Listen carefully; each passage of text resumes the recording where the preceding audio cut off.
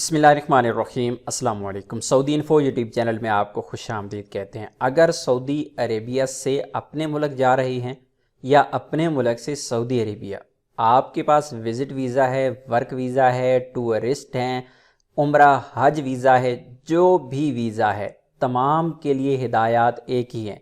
Saudi Arabia से जाने और आने वाले तमाम अफराद को एयरपोर्ट पर जो उनके पास अमाउंट है उसका हिसाब देना होता है। वो फॉर्म किस किस्म का है, नई तब्दीली क्या की गई है। 60,000 रियाल की लिमिट तो पहले से ही है। आप बैरून मुल्क जा रही हैं या सऊदी अरेबिया जा रही हैं, दोनों सूरतों में अगर 60,000 रियाल आपके पास या इससे ज़्यादा अमाउंट है या कीमती चीज़ें हैं तो वो आपने एयरपोर्ट पे शो करवाने होते हैं। लेकिन इस कानून को अभी मज़ीद सख्त कर दिया गया है। पहले इतना था, अभी क्या कहा गया है, कानून ऑलरेडी जो है वो मैं आपके साथ डिटेल शेयर कर देता हूँ। फिर ये फॉर्म कहाँ से आपको मिलेगा वो भी बता देता हूँ। इस वक्त हम कस्टम की वेबसाइट पे हैं और यहाँ पर जो सारी चीज़ें बताई गई हैं मैं आप लोगों को एक दफ़ा शॉर्ट बता देता हूँ। 60,000 रियाल की लिमिट है सऊदी अरेबिया से बाहर जाने वालों के लिए भी।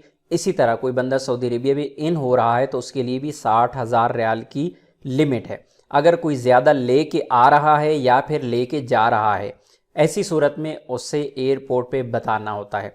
अब एयरपोर्ट पे बताने के लिए दो तरीके हैं। एक तो है ऑनलाइन फॉर्म फिल करना, दूसरा है एक फॉर्म जो आपको कस्टम वालों से एयरपोर्ट से ही मिल जाएगा वो फिल करना। जिस तरह आप इस वक्त स्क्रीन पर ये वाला फॉर्म देख रहे हैं, ये फॉर्म आपको फिल करना होगा। अभी इसमें चेंजिंग क्या की गई है, अभी चेंजिंग इसमें ये की गई है, इससे पहले तो कहा गया था कि बैरून मुल्क जाने वालों के लिए ज़रूरी है कि वो वहाँ पे डिक्लेयर करें, लेकिन अभी ऑनलाइन सिस्टम को अपडेट कर दिया गया है। अभी मज़ीद सख्ती कर दी गई है। पहले बहुत सारे लोग थे जो ले जाते थे पेमेंट अपने साथ, लेकिन कोई नहीं पूछता था। आप में से बहुत सारे लोग आज भी यही कहेंगे कि हमें तो कभी किसी ने नहीं पूछा। कई लोग ऐसे भी होंगे जो ये भी कहेंगे कि मैं तो कल आया हूँ, मुझे किसी ने नहीं पूछा। लेकिन हर बंदा नहीं फंसता, जो फंस जाएगा उसके साथ क्या होगा वो डिटेल असल में आपके साथ शेयर करने वाली है। तो सबसे पहली जो चीज़ यहाँ पे आपको बताई गई है कि अगर अल्लाह ना करे कोई बंदा फंस जाता है, पकड़ा जाता है। अब पकड़ा वो कैसे जाना है कि अगर आपने एयरपोर्ट पे आप पहुंचे हैं, आपने बताया नहीं आपके पास क्या है, पेमेंट आपके पास कितनी है, आपके पास गोल्ड है, आपके पास चांदी है, आपके पास कीमती सामान है, अगर आप ये नहीं बताएंगे तो ऐसी सूरत में अगर आप पकड़े जाते हैं तो आप पे मनी लॉन्ड्रिंग का केस होगा। और मनी लॉन्ड्रिंग फिर क्या होगा कि आपकी तहकीकात शुरू हो जाएंगी।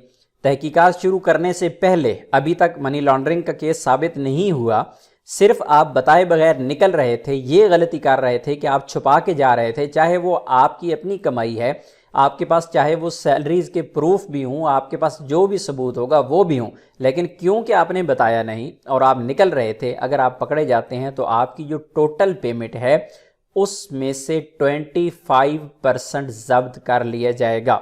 अगर आपके पास 1,00,000 रियाल है तो 25,000 रियाल आपको फाइन हो जाएगा, सिर्फ इस बात का कि आपने बताया क्यों नहीं। पहली चीज़।